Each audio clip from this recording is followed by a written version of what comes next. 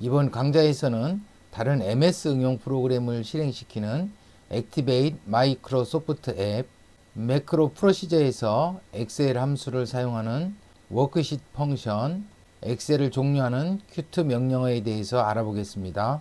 어플리케이션 Activate 마이크로소프트 앱 응용 프로그램에서 이 응용 프로그램은 다른 MS 응용 프로그램을 의미합니다. 예를 들어 보면 MS 워드라든가 파워포인트, 폭스프로 등이 있습니다. 사용하는 예제는 어플리케이션 액티베이트 마이크로소프트 앱 뒤에 사용할 응용 프로그램을 적어주시면 됩니다. 엑셀 매크로를 이용해서 확인해 보겠습니다. 이 매크로 첫 행에서는 MS 워드를 실행시킵니다. F5키 눌러서 한번 실행해 보겠습니다. F5. 그러면 MS 워드가 열리게 됩니다. 다음은 파워포인트 한번 열어보겠습니다. F5키 누르겠습니다. 그럼 이와 같이 파워포인트가 열립니다. 다음은 폭스프로를 한번 열어보겠습니다.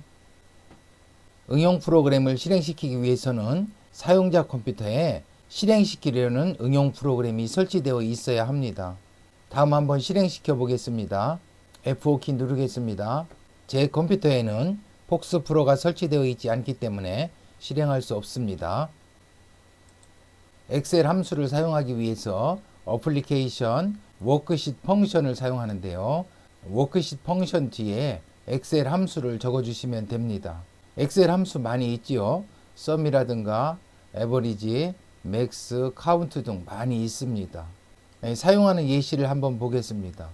엑셀에서는 등호, 썸, 합산할 영역을 적어주시면 됩니다.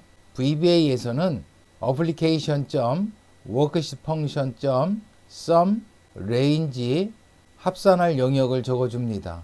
자, 엑셀에서와 VBA에서 약간 차이점이 있습니다. 엑셀에서는 바로 영역 주소를 적어주지만 VBA에서는 range와 뒤에 영역 주소를 적어줍니다. 워크시트 펑션을 이용해서 B2에서 D6 이 영역의 수행 점수의 합계를 한번 구해 보겠습니다. F5키 눌러 실행하겠습니다. 그러면 합이 114 이렇게 되었습니다. 엑셀 함수를 이용해서 한번 구해 볼까요? 총점을 입력할 셀을 클릭하시고 함수 입력란을 클릭하고 등호 sum 괄호 합산할 영역을 이렇게 드래그 해주시면 됩니다. 엔터. 결과가 똑같이 나왔습니다. 엑셀에서는 등호 sum 영역 주소 이렇게 적어주는데 매크로에서는 range 괄호 속에 영역 주소를 적어준다는 거 요거 꼭 좀 기억하시기 바랍니다. 속도 시트에 7만 행 5열에 걸쳐서 자료가 입력되어 있습니다. 35만 개의 데이터가 있는데요. 이 데이터들의 합을 한번 구해보려고 합니다. 두 가지 방법으로 한번 구해보려고 합니다. 하나는 VBA 매크로를 이용해서 반복문을 이용해서 한번 합을 구해볼 거고요. 하나는 엑셀의 함수를 이용해서 합을 구해볼 겁니다. 자, 이 두 방법으로 구했을 때 소요되는 시간도 한번 알아보려고 합니다. 그러면 매크로를 이용해서 구한 합과 엑셀의 함수를 이용해서 구한 합 어느 것이 더 빠를까요? 엑셀에서 자료를 관리할 때 엑셀 함수를 사용하려면 함수명도 알아야 하고 전달 인수도 정확히 입력해 주어야 합니다. 매크로를 사용하면 내 취향대로 자료를 관리할 수 있는 장점이 있지요. 그렇다면 한 가지 의구심이 생길 것 같은데요. 포넥스트문을 이용해서 합계를 구하는 게 빠른지 엑셀 함수를 이용해서 구하는 것이 빠른지 매크로를 가지고 한번 실행시켜 보도록 하겠습니다. F5키 눌러서 한번 실행시켜 보겠습니다. 중복 반복문을 사용했을 때 0.62초 정도 소요됐습니다. 엑셀 함수를 이용했을 때는 거의 0초네요. 엑셀 함수를 이용하는 방법이 훨씬 빠르다는 걸 알 수 있습니다. 둘 다 많은 시간이 소요되지는 않았지만 엑셀 함수를 이용하는 것이 훨씬 빠르다는 걸 알 수 있습니다. 그렇기 때문에 엑셀 함수를 이용할 수 있다면 엑셀 함수를 이용하는 방법을 권해드립니다. 방금 전 실행했던 매크로를 한번 보겠습니다. 변수 NEND에는 A열을 기준으로 해서 마지막 행의 행 좌표를 구합니다. 구해보면 7만이 될 겁니다. 변수 S타임에는 시작할 시간을 기록하겠습니다. 변수 NTOT에는 총 합을 구할 변수인데요. 0으로 초기화하겠습니다. i는 2에서 NEND, 즉 2행에서 마지막 행까지 2행에서 7만 행까지가 될 겁니다. j는 1에서 5까지 1열에서 5열까지라는 의미입니다. 2행에서 7만 행까지 1열에서 5열까지 변수 NTOT에 계속 누적해서 각 셀의 값들을 더할 겁니다.